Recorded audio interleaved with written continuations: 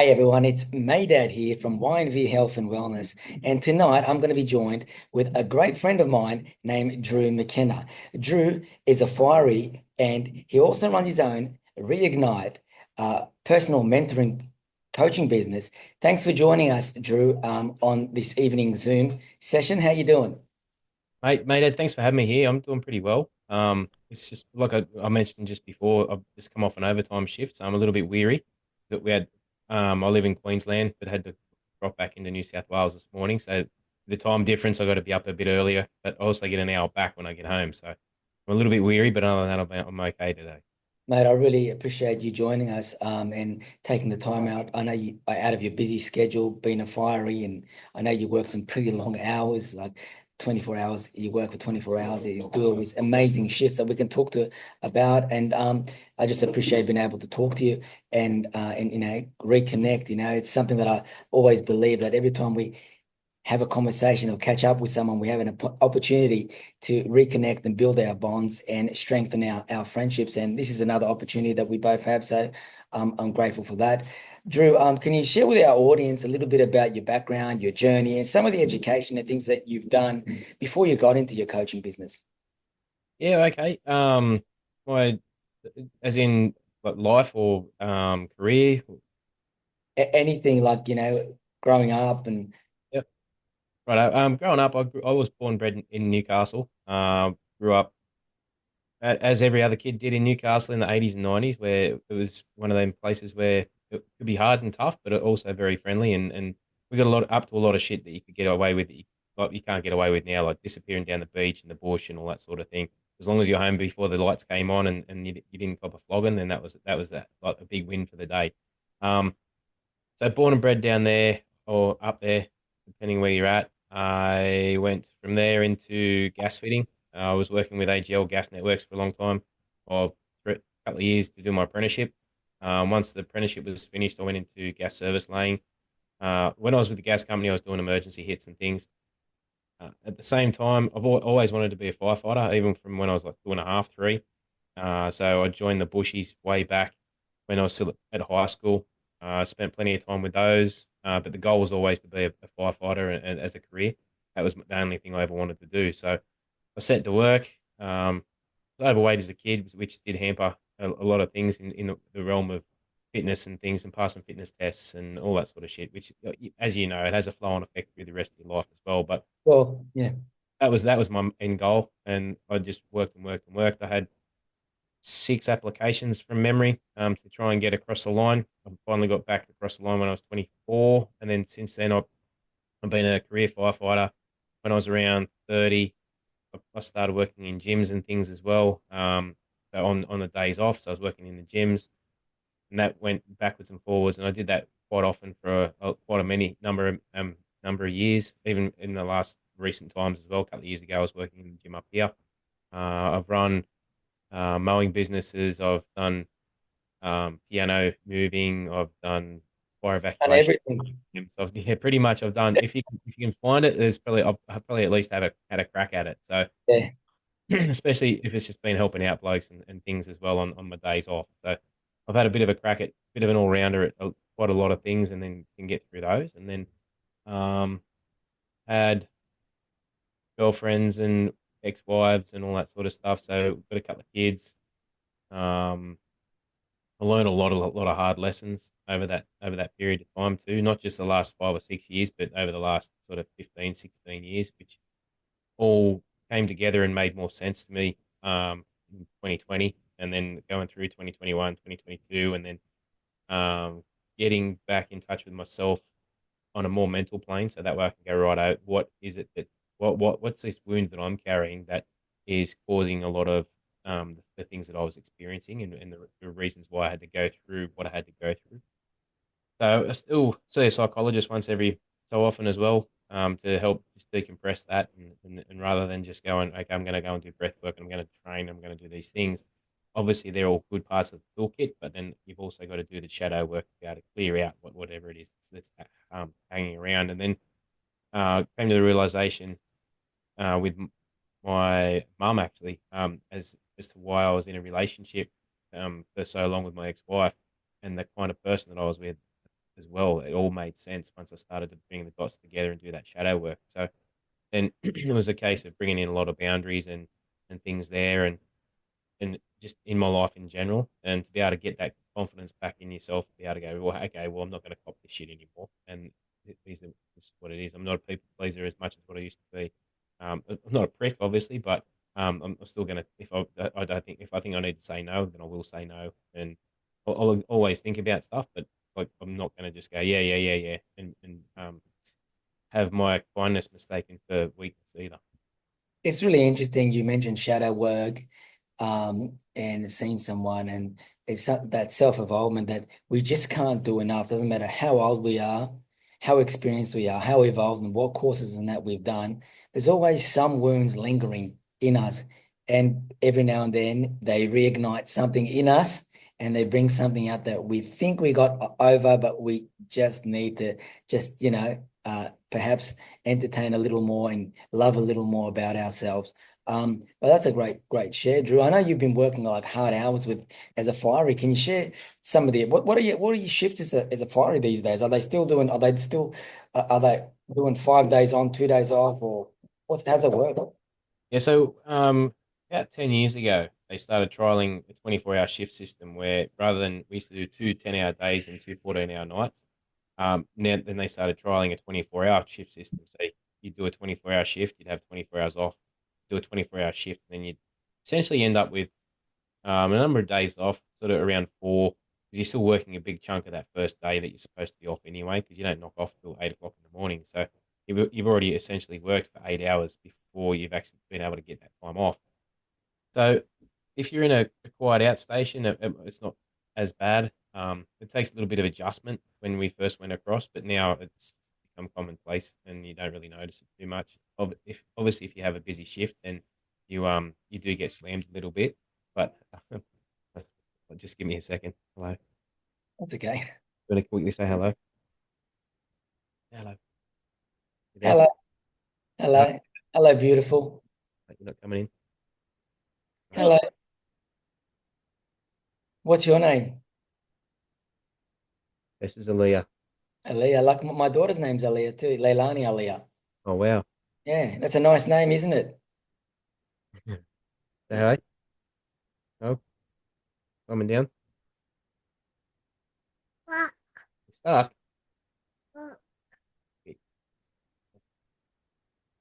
How old is she, Drew? Hey, she's 2.5 now. Oh wow. And Yeah. the other one's what, 4 or something? Ashton is 7, nearly 7.5, and then my eldest Addison will be 10.5. He'll be 11 next year, Right. which is one of the easiest ways to remember when we started doing the 10-14 shifts because she was only not long born when we started to change across and do the 10-14. I mean, do the 24 hours. So it's an easy one for me. Yeah. Do they all get on together? They did. Unfortunately, we haven't been allowed to speak with my eldest for quite some time. We haven't seen her at home since July 2021, 21, 22. That's really interesting, Drew, that you share about the dynamics in relationships and that. I want to ask you questions while we're on that. As a father of three, how did you feel when your kids were born? Did they affect the dynamics of your relationship with your partner? And if they did, how so? My first one, especially. Um, and a lot of it has to do a lot more with her as the person and than anything else. Probably talking out of school a little bit, but just through observations and things and things that happened. We not that we grew apart, but you could tell that she was there was resentment there. Once our eldest was born, and then that sort of just spiraled from there. That's a tricky question in regards to that relationship and that person, because I don't sort of I don't want to go sounding like I'm slagging off the ex missus or anything. It's just more like basically if you met her, then your own observations would tell the story. I don't have to say any more than that. But yeah, there was definitely their resentment towards not just myself, but also our oldest that I could see, and you could see that with different things. And she had other goals that she hadn't checked off that she wanted to, and she held, and I'm fairly certain she held us accountable for that, or as in that was the blame laid onto us. Um, yeah, and then on the flip side, my current missus, Liana, we've had, as you just met, Aaliyah, we had her 2.5 years ago, and Yeah. it's just made our lives richer. Um, it's and like I say, it goes back to the different types of people that you're with, and you're in relationships with, because that relationship was not good. And then this one is much different. It's much richer. We both want to be there for the kids. We both want to be parents, and we've been talking about another one. So, um, and for me, I think being able to see your missus give birth to your child is one of the most powerful things in the world. If you don't love her after that, mate, you're never going to love her. Yeah. Isn't it incredible? I try and explain to some of the guys at my work and some of the guys in the gym, they're all looking forward to being married and having kids, and then they don't realize the beauty of it, or the unselfish Mm, act of, I think one of the most beautiful things, just like you said, is mm, for a woman to have a baby. Most unselfish, most beautiful thing that could ever happen, you know. it is. Uh, the most quietest thing as far as like, you know, and then the most powerful thing, you know, and I feel so blessed when my first, my child was born, my son, and second one, my daughter. But thanks for sharing that, Drew. Tell us what got you into the line of work that you do, because I know that you're doing some great programs outside of what you already do as a fiery when you do get some spare time. I mean, we first met back in a program that I joined that I wanted to learn more about in regards to my autoimmune situation, because there was a nutritionist there that I wanted to speak to, and I wanted to learn more about diet, and I want to learn more about treating autoimmune diseases and stuff like that. And it just led to learning so much more on being a father, communication, and embodying behavioral science, and implementing it into our lives. And I think you touched on something there. The more you know, the more you evolve, you really change your map of the world. And either you learn to love a person a bit more, or you just go your separate ways where you grow out of each other. And it sounds like you've done that, and you're doing great things, and you're enjoying the environment that you've created for yourself and your wife. Yeah, it's not that it's unbelievable. It's just the way that it's sort of come about. We're on the same page with a lot of things, but we've helped foster that environment too. It's not just been this is how it is, and out the gate you go. It's been a case of we sit down a lot, we talk about a lot of stuff, we go through a lot of things, not just finances and things, but work relations and all that sort of stuff. What How work often, how happen? often, Drew, do you think, and the only reason I'm asking, as a father, as a husband, how often do you sit down and talk about this stuff? Is it pillow talk, or is it, and we're getting a bit nitty funny here, but is it just pillow talk, or is it when you're sitting out at dinner, like 5 days a week or something, you stimulate or you instigate that conversation, and you um, bring things up that you want more clarity on? Well, it's a case of when stuff comes up, and things we need to talk about it. We neither of us. I tend to process stuff a little bit more, and think things through a little bit before I want to verbalize stuff. So I'll sit back and analyze, and go from there. Um, Liana likes to sit and talk about stuff a lot more than what I do too. So, but we sit down after, like, once the kids are in bed, we've had dinner and all that sort of stuff. We'll sit down together, and anything we need to air out and get done and tidy up, then we do that first. You not do that. Sorry. So it's more like as stuff comes up. Like at the moment, there's quite a few different things that we've got on the hop. Different ideas that we've got. A lot of different things for maybe looking at different career choices and things too for myself. Not in the way, not in a bad way, because I'm never want to leave the brigade, but it's more a case of maybe transferring across to another state just to make travel easier and things too. Because It working, must be quite hard for you to travel all the time and come back. It becomes somewhat of an inconvenience. It can for some people. I'm not saying it does for you.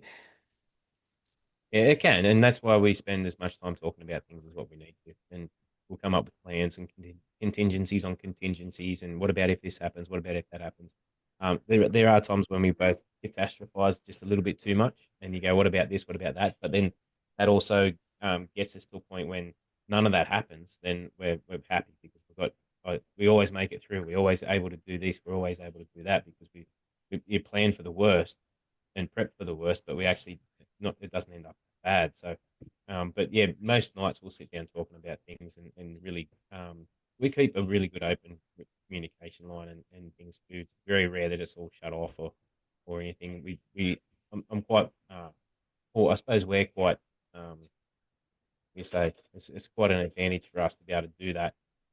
And but we've fostered that as well. We haven't just been righto, this is how it is, and I'm going to go and do this, and you can go down to the pub or whatever. It's been righto. What is the direction that we're taking for the family, and then how does that affect us individually, and then how does that work from there? It really does take, like as you said, you foster that. It really does take work, whether it means sitting down and talking it over, making time, whether it's over dinner or, one times a week I try and take Linda out for a brunch, and we just talk about things. What are the kids up to? What is Aaliyah's got coming up? What's Jaden got coming up? What bills we have to pay? What's like we're in a process right now of moving. We bought a house and it's getting renovated. So we've had to open up the kitchen, put down wooden floors and that. So little things like that, talking about what's coming up and what we have to do. It really is important. Not only does it build our bonds together and stuff like that, I really feel like it strengthens our teamwork, strengthens our, vision to what we're heading towards, and what we're trying to establish for our family as an environment. But Drew, I know you do some amazing stuff with this program that you run. Can you tell us a little bit about your Reignite, burn bright? How do you say it? From burn bright to Burn out to burn bright. So that's yeah. just a little catchphrase that I added to it. It's more it's reignite personal mentoring. And a lot of that came off the back of when you and I met. I was working for the other place, and that mentoring side of it kind of evolved from for me. It evolved from just coaching in a fitness sense, and going, okay, well, what can we do to get this expanded a little bit more, and rather than look at all of the shit that you can't do, look at the shit you can do, and then go, righto, what is it? What's one thing that we can change today that's going to get us moving to be able to go through from that? So as you said, it was reignite from burnout to burn bright. Yeah. So, and basically, it's more from coming off the back of so many dads that I've worked with, and so many not just with the other place, but also in gyms and things where and like even the way I emerged or sort of transformed from working solely in gyms to working with the other place in more of a mentoring capacity, life coach, if you will, and then go from that into what I'm doing now was more. I started. There was a thing on the Central Coast called DILF Club years ago, and it was a bunch of dads that were mostly shift workers. So there's a lot of fireys and things that I've come across over the years, and one of them actually lives not far from here, a couple of hours down the coast. But um, we you used to get together, have coffees and that, and it was all dads that were off shift or not working during the day, because there was none of that when we had our first kids, right? So there's nothing there. There's no support networks and but and not to take away from mothers, but there's nothing for dads at the time. So started that, and then there was a lot of times you'd have the conversations with blokes, and they'd be whinging about one thing, or they're talking about another thing, and they just can't get traction. They can't get things moving, and I'd make suggestions, and then you'd see them again next week or in a month's time, and nothing's changed. There's no change. So then, that was when it sort of came towards more not just fitness. It was looking at mentoring as well, and go, okay, so what's going on there? Why won't you pull the trigger on getting this done? I'm having a trouble with the missus. Okay, have you spoken to what your missus about it? Oh no, I haven't done that. Why not?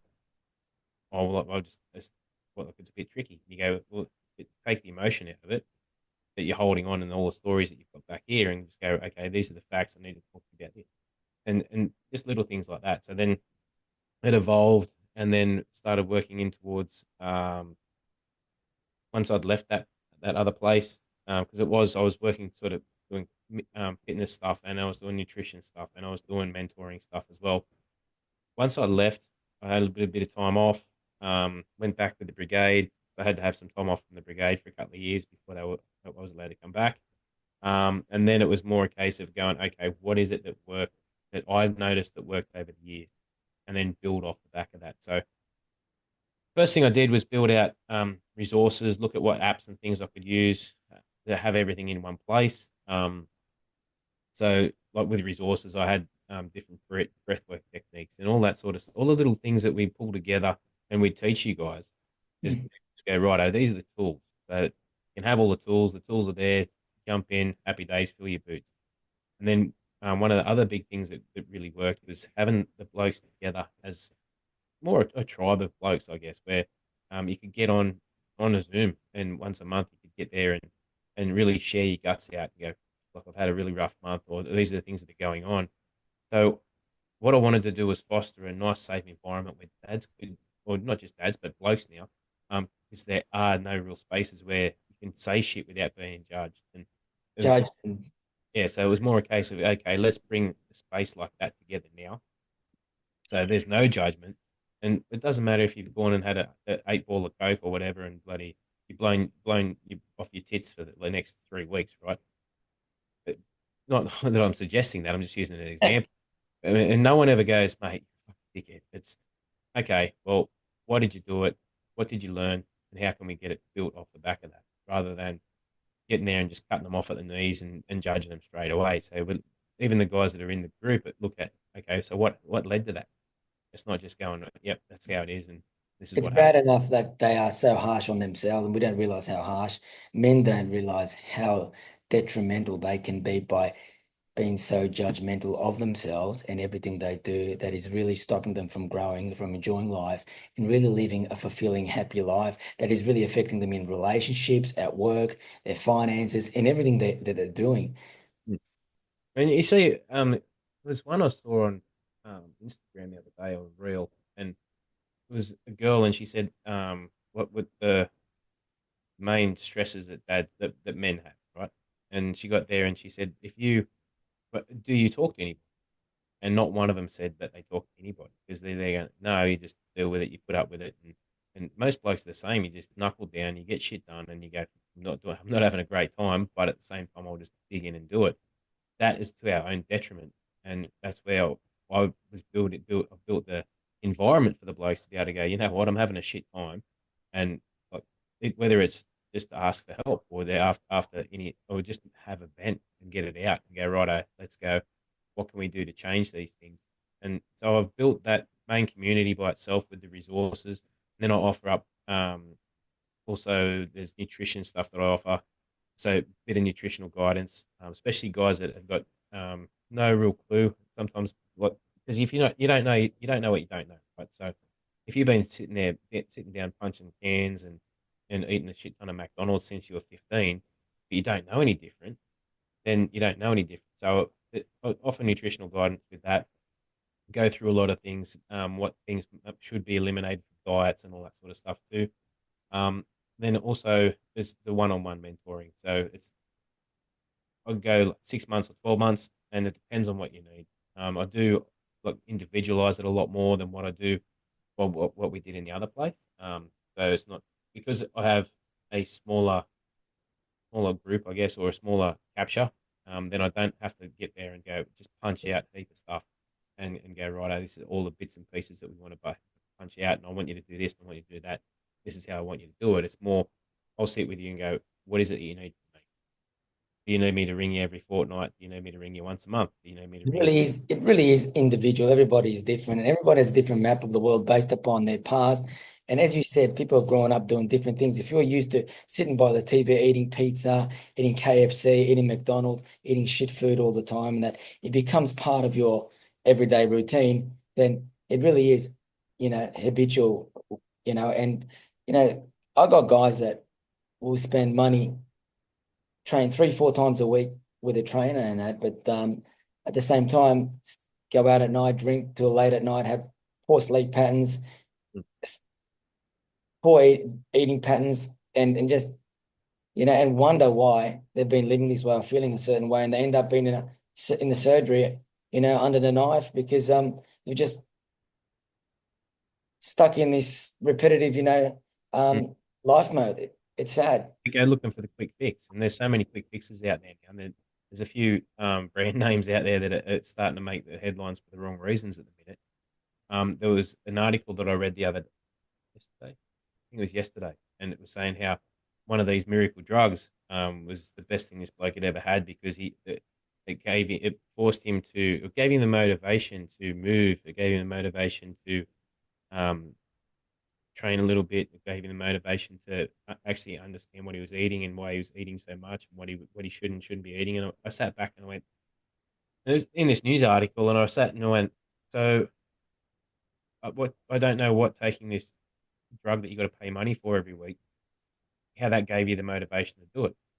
Obviously, that's the light bulb moment for him because that was the catalyst. He goes, "Oh well, I've got to pay for this now. I've got to go and do these things so I can go and do it." Basically, stop eating like an asshole and then move a little bit, and then like the weight drops off. You're going to be a fitter, stronger human, and you don't even have to train flat out. If you all you can do is walk because of the size that you are, then you just go for a walk, right? But it's more getting that awareness and getting that information that not many people have, be able to understand what's going into their face creates the issue that goes on with their bodies, inflammation, chronic pain and fatigue. There's gut bacteria plays a massive part on your mental function and things too. So it's not just a case of going, oh, you know what, I'll just go and eat all these things because I feel good right now.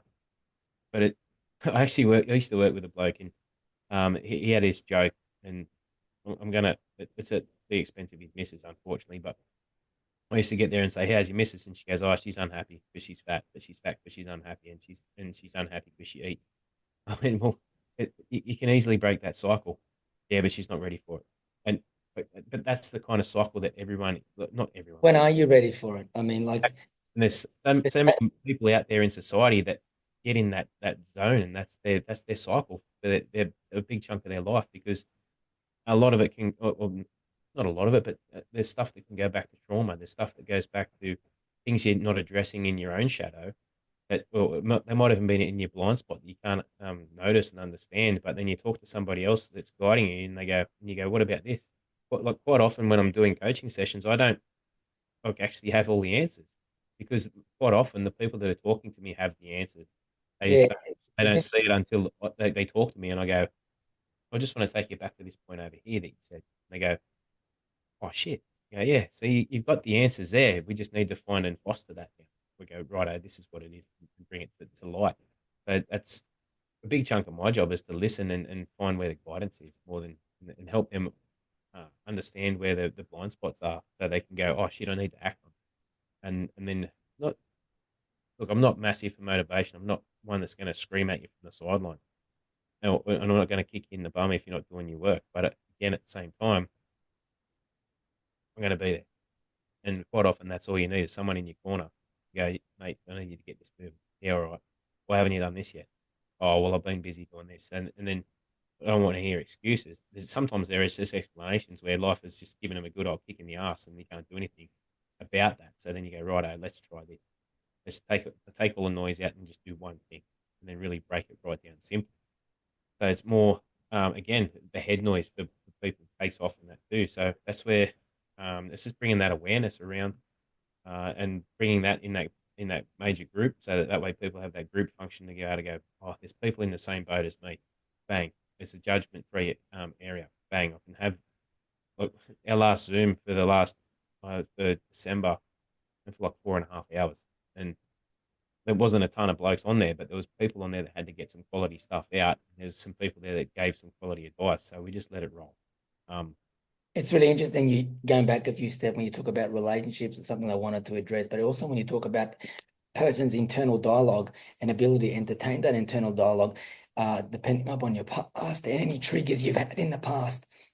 But it's quite interesting how people become so comfortable in relationships. They do anything to, especially men, try and get to do anything they can get into the relationship, dress nice, put the aftershave on, get the haircut they want, get the car they want, try to do whatever they can to impress somebody. And over time, they do nothing to keep the relationship. And as a result, they wonder why their life or their relationship is falling apart because it's more than just, you know, looking nice and smelling nice, but no work is done on yourself and the ability to accommodate the other person's needs in understanding, in loving, in caring, in doing things together and having that intimacy. And intimacy doesn't have to be physical, you know. Intimacy could be a conversation, like we're having a conversation now, and connection is built, and then the trust and the validation is built, and so much more. And they wonder why that relationship has gone to custard. Mhm. And you'll find a lot of people that will get there, and it's because they take things for granted more than anything. And that's one thing that life has taught me over and over and over, and to much my own personal pain and detriment, that you can't take shit for granted because like, tomorrow, snap of the finger, things can change. So you go, and even doing the work that I've been doing in the brigade, you know that shit happens. Like there is a reason why we're busy, and people are having their worst day of their life. So you're there to help them out with that. And then incidentally, when you're in the gym, you know yourself, you get someone that's overweight, they want to come in and lose some kilos. You go, yep, righto. That day they're having the worst day of their life because quite often you hold the mirror up and it's hard for them to understand or hard for them to accept a lot of times too. So even when we have these conversations about relationships and things, you go, okay, so tell me what happened to get to this point, and not just on, oh, my missus did this, my missus said that, blah blah blah. And you go, okay, cool, but how did then you respond? How did you react to that? Did you react poorly? Have you even reacted or responded at all? Have you just walked away and just shoved it under the carpet and gone, fuck it, I'm just gonna just go down the shed and drink half a dozen cans and come to bed when she's in bed? Like, and we know so many people like that, especially anyone who's a little Many. bit older than us, that are sort of bit older school. But even our vintage, mate, there's plenty that go, oh, fuck it, I'm just going to get in the pub instead of actually dealing with what they need to, because the perception of the wrath of whatever might happen in that space is can be quite fearful. And you go, well, I'm not going to go pop my head up because I don't want to get shot off. So It's it's interesting because some people just don't have the skills or the tools, and I'm speaking from my own experience, and I still do this. Now, I'm not saying I go down the pub and have a drink. I don't do that, but I'm saying there's some things that you just don't have the tools for, you don't have the awareness for to deal with at the time, and you might get angry, you might walk off, etc. But this is so common for men, especially. You know, there's no need to get angry, there's no need to get frustrated and stuff like that, but sometimes it just takes a few moments of just cooling off, taking off, and just thinking about the situation and being able to evaluate it and being mindful of what you're doing before you lash out, get angry, which is just going to lead to the worst repercussions with your wife leaving or your girlfriend not feeling validated, disrespected, and so on. But Drew, wanted to ask you what you really love about your work, because you seem very passionate. Ever since I've known you've always been passionate about everything that you do. You know, we both work in the gyms. We both work in this line of work. You longer than me. And you know, we both embody this and we wear our heart on our sleeve with everything that we do. What is the things that you really truly love about the work that you do when you do this reignite and mentoring with the people? fundamentally for me, it comes down to helping get someone in a better position than what they are now. It doesn't matter, as you know, like been in the gym industry for so many years. A lot of people there lose weight. Other people are there to be a bit more competitive and learn techniques a bit more and really understand and listen to what goes on in the bodies. Um, so working in that part of the industry, then you go, well, but Sally's just lost 30 kilos. How good's that? So that's a big pickup. And then it's okay. Well, can she keep it off? Has she learned enough stuff within herself to be able to go? Okay, I can maintain now. I don't have to keep flogging myself. I don't have to do these food challenges. I don't have to worry about all these different things that are gonna. I've got to pay $200 for the month so that I can get my ass kicked through. Then it's a case of okay, well, I've learned enough now to be able to keep moving through. And that's one thing I like from any of the blokes that I work with is to go righto. What we need to look at then is how that comes together. And you go, righto, well, but like I said, people don't know what they don't know. So when you start talking to them and help them, for me, it's them expanding their knowledge base and being able to act on that knowledge base more than what it is. Drew, it's really interesting what you just said. If I could just apologize first and interject in regards to talking about gaining enough knowledge. It's one thing in achieving your goal, whether it is losing weight, feeling great, or doing something, whatever that goal may be. But it's another thing to gaining your independence and embodying that knowledge and the lessons that you've learned along that journey to accompany them and, embrace them, have them, ongoing in your life, and being able to have the independence and to continue with it alone outside the circle of coaching. And this is a great thing, I think, with people like yourself and myself, with the stuff and work that we do. People are able to take gold nuggets and stray away on their own and be able to live their life without having the held hand forever. Just, continue to go on with their journey and live happy, healthy lives, where before they were overweight, complaining, always sick, and as you said, some of the things you talked about before.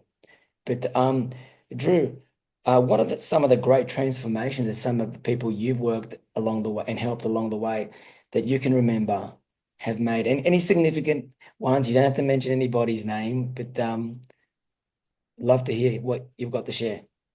Well, there's quite a few, and when you look back, not that I struggle to them all. I know that they're more what really do you want to highlight. For me, there's so many big highlight points that go, oh, wow, like,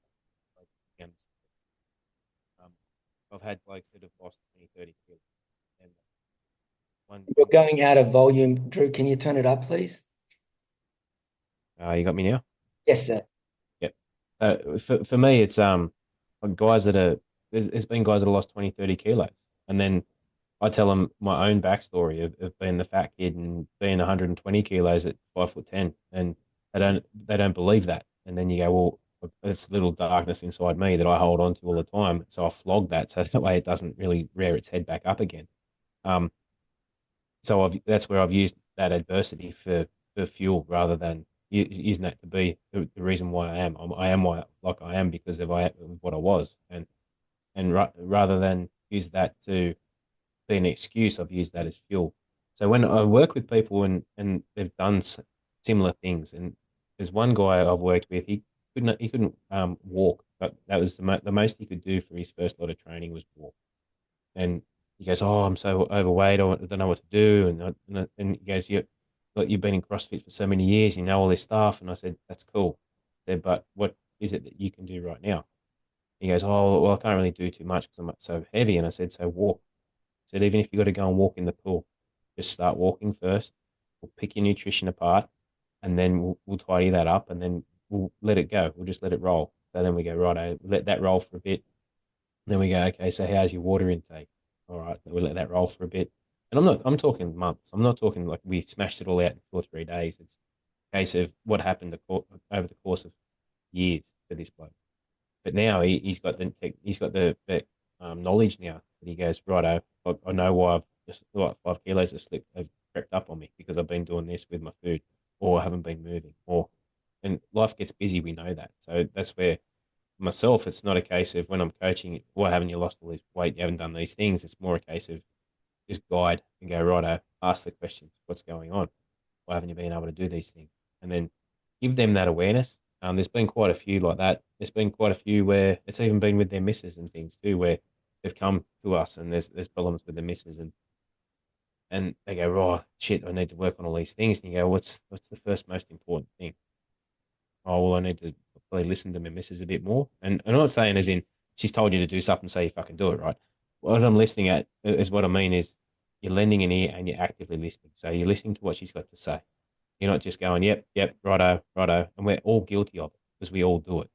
But at the same time, it's more a case of, okay, on the pyramid of priorities, where does that sit for her compared to the priority the list that I've got? So giving that information to people that are really struggling to talk to their missus or really struggling in that relationship space. And for some of us, it's easy stuff because it's just common knowledge because we've had that learning to get to that point. For others, when's the last time you went out, just you and her? Mate, it's been years. Well, maybe just do that. Doesn't have to be all the time, but maybe just do one of those first. And then oh yeah, we went out the other day, we had a ball, and you go, oh, it doesn't have to be all the week, all the time, but just once every so often, and then that takes some pressure off. Or in a case of like even with this financial pressure, there's all that never goes away, as you know. But then my missus and I will sit and talk about it. We go, shit, what happens if this happens? Yeah, but then we're always on the same page. We're not trying to hide shit. And that's one of the biggest things. Anyone who can change that, bring more honesty in the relationship, you're already on the right path. And we've worked with plenty of guys like that too, where they've been looking at out the gate, as in they haven't been at home for 2 months because they've been having big trouble. And then you just go, okay, let's look at how we reframe the way we speak, or is there a way that we can react a bit better or respond better rather than being reactive all the time? And go back to what you said earlier with a lot of men, we get there and we react, we don't think, we just go off, got the shits, and you're getting frustrated and all that sort of shit. We all do, and that's intrinsic in us as men, I think. But there's nothing wrong with not responding straight away, not being reactive. Even if you got to sit on something for a day or two and you go, right, I'm going to shelve that, talk about that later on, and then build from there, rather than it is to just go bang, snap, snap, snap. And it's not healthy to just shut down and let that try and hide either. So having that awareness, and there's been quite a few guys that have really got that on board, and quite often it's even just their relationship with kids and with their kids as well. There's been plenty of rocky ones along the years, and you go, right, oh, well, maybe just think about these things, and it just comes from obviously me from expanding my own mind and reading a lot more articles, reading a lot more texts and things, and then through personal experience too, because none of us are great at it. We all fuck up along the way, so it's going, okay, well, Well, this is what I did, and it didn't go too well for me. Maybe try this instead. And sometimes it works, sometimes it doesn't. We're not Gandhi. We don't have all the answers, but it's a case of trying to be more cohesive and collaborative to be able to come together and go, right, maybe let's try this instead of just fucking going out and punching a hole in the wall. How about you go, okay, I can feel the blood coming up a little bit. Then give yourself a trigger point where you go, okay, I need to just walk outside for a minute, get my breath back, and come back in, and things like that, rather than being so reactive. And there's been quite a few blokes that we've had, or that I've worked with over the years, that have been that way, where they've been very reactive, and it hasn't always been for the best. So then it's a case of stripping it right back and going, right, I'm not saying they're the most patient men in the world, but they're also much more patient than they were. So they're not getting to that point where their missus wanted them out of the house. They're getting to the point now where they're cranky, oh, pardon me, but they're not getting into that major frustration, that major anger. the And then, great thing, the great thing sometimes I see, Drew, is they get out of that situation where they're no longer coming home and everybody's walking on eggshells, as we heard so many times before with the programs that you and I were involved with. yeah, But the really interesting thing about some of this work, or we talk about shadow work or internal healing and just, self-growth and just understanding your trajectory and yourself a little bit better with men especially. And like, I know we've referred to men here as a lot because naturally men gravitate to work with men. Not always, but from what I've seen, I think you second that too. But as we do work with women as well, but it's not all just about losing weight and feeling great and that. And I've had people come to me where they've needed to put a stop to being violent. So mm, that was their trigger. They wanted to be violent. When they got angry, they wanted to be violent, right? And people that were watching porn too much, or people that were smoking cones too much, or people that would like to go gambling or drinking or whatever it may be, is that regardless of what the habit is, whatever pattern it may be that is bringing them down, there is a pattern there. But the thing is to understand is, why is that pattern arising and why exactly. suppressing it? And when we learn to understand that a little bit better, then we can entertain it with positive thoughts and come out with an outcome to heal. And I think that's such an important start, especially, it's not just men, it's women too. I have so many women come into the gym and say, I want to take on boxing, and I was wondering if you could train me. I need to let out some anger. Where did that anger come from? Whether it be a breakup in a relationship, whether childhood needs that weren't met, whether they've been raped, or whatever that situation may be, that anger is there Yeah. and needs to be addressed. And you're right. That's exactly and that's why I try to work for that root cause for, and done trauma informed coaching courses and all that sort of stuff. Plus, walked my own line along that abuse background, and not in the case of me being the abuser as being the abusee. Um, so when you go through that, then you go, okay, well, fuck, I understand what you're saying. I understand why you're getting to that.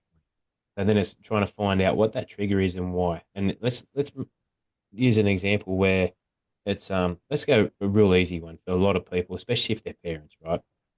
You got your kids, they're pushing your buttons, and you're about to lose your shit. You've already told them about 1,000 times to stop doing what they're doing, and you can feel that blood coming up and up and up, and you know that you're going to hit the pink mist, and then it's off, right?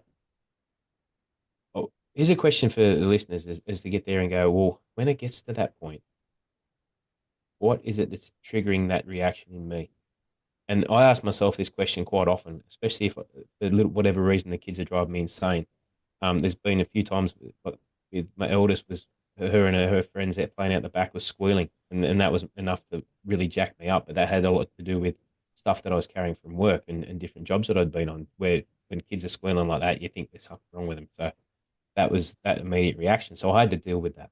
And then another one is when sometimes you feel that kids are getting away with too much, and then you go, well, or not that they're getting away with too much because they're not spoiled, but more they're pushing the boundaries, they're pushing and pushing and pushing.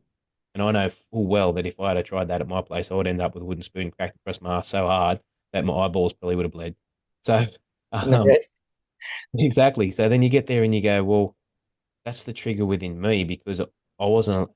A lot of times it can come back to your childhood and go, well, I wasn't allowed to be just a kid. Like I had to, not that I got the massive flogging, but it was enough to keep you in line, right? And then, but at the same time, you weren't able to experience quite a lot of the different things that you were supposed to experience as a kid. So for me, when you see kids that are misbehaving and carrying on, a lot of times it's not misbehaving. They're just kids being kids. That's what they're supposed to do. But we've been conditioned to, no, you sit down, you do this, you do that. If you move too fast, you get a crack across the knuckles and all that sort of shit. So that's where that struggle is within me. When I get that frustration, just give me a minute, like stop, knock it over, and you just realize that they're kids exploring or the kids doing kid stuff.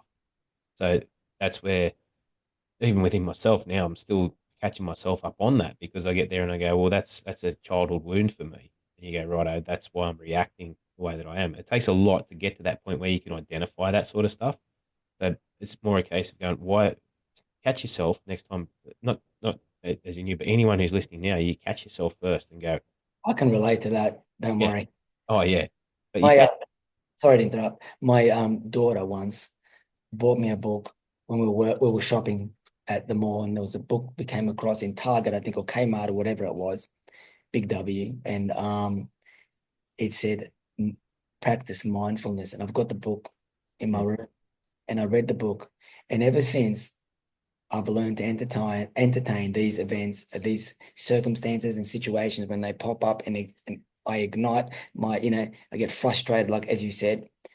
And I had an instance when COVID hit us, and one of my trainers and I were driving around to a gym out in the north side that was selling all their gear. The guy had decided to close up. He said, "I'm not going to put up with his COVID. I'm closing up. I've been open. I think he was open for about 15 years, and he just wanted to close up and move on."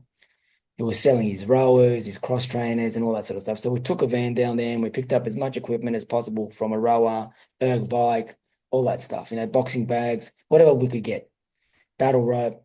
And he was selling heaps of stuff. And as we were driving there, we were talking about what we were going to do. Hopefully he's got this, and we'll see how much he's going to sell for. And it was really deep conversation about what we were going to do at the gym, etc. And the phone rang. And I've turned around and gone, fuck, phone again. And I answered it abruptly, and it was nothing really. And after I put the phone down, he turned around to me and he said to me, "Mate, Dad, sometimes we entertain these moments without, clear thinking. mm, It's because our minds are so full of so many things in our days that we're not able to just cool off and be mindful of the moment. Because if we weren't rushing around like yo-yos and entertaining everything every day and being so drained and tired and fed up and just so busy in that, perhaps you would have been able to pick up that phone and say, 'Look, I'm a bit busy right now. Can I call you back?' Rather than, sounding a little frustrated and annoyed because the phone rang in between an important conversation that you and I were having." yep. And I think that it relates so much to being able to be mindful. And I go back to the book that my daughter bought me, mindfulness, and the ability to be mindful when these situations arise and the kids are running around, ticking you off, making noise in the lounge room, and you just want them to sit down and clean up the mess because you had a hard day at work and that. But that's the moment where you got to, like you said, catch yourself and just be mindful. that they are kids. Yeah. They're there to have fun, and you're just there to be a good parent. And good parenting means just chill out, be mindful of the moment, and just diffuse it in the Yeah. best way possible. Definitely.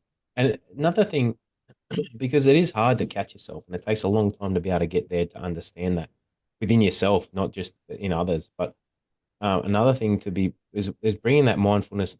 Even when you're talking with your missus and things, we all get short with each other. We all, not just your missus, but even in work situations with colleagues and things too. And this is something I was telling the new bloke, I think, at work.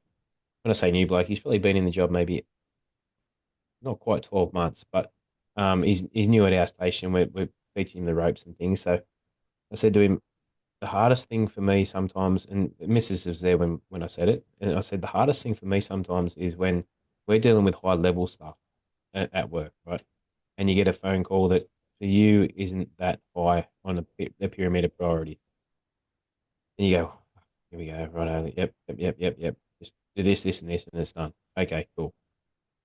But what we need to remember is that our spouses or our kids, their priorities are different to ours. So if we're in a work situation, if it's life threatening, if it's like someone that's high roller in finance, then they've got a lot of pressure on for making money and watching stock markets and all that sort of shit, right? There's a lot of pressure. There's a lot of stuff going on at a high level for them. But what a high level for you means nothing to your kids and at home, because like if you die tomorrow, you can be replaced at work. You can't be replaced at home. So what's a high level thing for them might be, oh, Dad, I just want to go and kick the ball. I want to read a book. And then when we're finished here, I'm going to put the kids to bed or whatever. So look, you got to try and find what that looks like for you, because that's their highest thing. And then same thing with the missus. It might be that um the, like the dog shit on the rug because all these things were going on. There was a storm and this happened and that happened and that happened. But you're not actually at home and you're dealing with someone's just dropped 10 grand in their stock shares or whatever. So you're spinning out or you're doing all these things. So you go, right out in the pyramid of priorities, that's not high on mine, but it's high on hers, because that's the most stressful thing for her for the day. And rather than looking and comparing and going, well, I'm doing this, like I look at all this shit that I'm doing and blah, blah, blah. And because I could do that at work as well and go, well, I just went to a bloody a fatality house fire and all this sort of shit. So you go, all right, we'll put all that together. But then it's more scaling down. What That's not as important for them at home. It's like, well, okay. And again, it's that higher level. It's not comparing. It's going, well, okay, well, I need to just be mindful that the world doesn't revolve around everything I'm doing right now. And really remove ego, which can be, especially for men, is a big thing to be able to remove the ego from things, from decisions, from actions, and be able to go, right, let's sit back, analyze what's the best way forward. And that's where a lot of the emotion can come from, and because the ego is driving that. So then you go, well, I don't want to do that, because if I don't do these things, then I'll look weak. And you go, well, if you do these things and you fuck up, you're going to look stupid. So which way would you want to go? You go, well, maybe I'll take an hour off and then rethink about how I'm going to do that plan. So it's more just be mindful in different things. And even I'm guilty of it. That happened to me this week. I had an email that was quite promising, but then I saw the negative side of the things that I needed to get done off the back of that email, rather than looking at it for what it was. I went, yeah. So then the brain fog comes in, you freewheel a little bit. The monkey noise is going on upstairs. So then you go, okay, well, let's break it down simple. And I was sitting there talking to one of my best mates, and I said, right, this, and this. Within an hour, I was wound down enough that I could go to bed and have a sleep, because we talked about it. We went through everything, and that's what Liana and I do a lot too. Just go, right, what's the worst case scenario? Now we take emotion and ego out of it and look at the facts and what the things that need to be done. And then that makes it so much easier to be able to get through as well. It's really funny how, believe it or not, our cognitive bias just jumps to conclusions before we give it any rational thought. I mean, it's like someone cuts you off on the road and he appears to be Asian, and you turn around and you say, all Asians are bad drivers, or, all women are bad drivers, etc. Look at that idiot. He's driving a Volvo or whatever, because you've had someone tell you that everybody that drives a Volvo is a shit driver or something like that. But it really is interesting where you catch yourself and you just be mindful that split seconds and Yeah. just your ability to just digest information and process it and be able to come with something different that leads to something more positive, and the consequences are not so, so bad. Drew, it's been amazing talking to you tonight. It's always great talking to you, and some stage I'd love to catch up with you and the rest of the gang from Real Fellas United that you set up as well, and with what's his name, Mike, Ben Henry, and all the other great blokes, Troy and that. But before we leave tonight, I'm sure some of the viewers may want to know how to get in contact with you and learn more about this Reignite program that you talk about, from burnout to burn bright. If you could tell us a little bit more about some of the way they can contact you, like your Instagram handle, your Facebook, website, or anything else you could share with the people watching this back, that would be great. And we can share it on our Zoom when we play it back. Yeah, great. I'm not massive on social media with the business. I'm pretty slacker with it, to be fair. I haven't really put many posts up for a long time. But it's on Instagram and Facebook as Reignite Personal Mentoring. It's also on the website, reignitepersonalmentoring.com. Email is admin@reignitepersonalmentoring.com, which is an easy way to get me.